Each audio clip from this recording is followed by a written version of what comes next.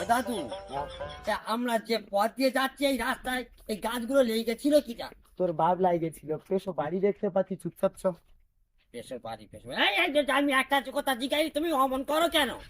পুরো ভাম হয়ে গেছে তো মুখে নাকে ছালামি হয়।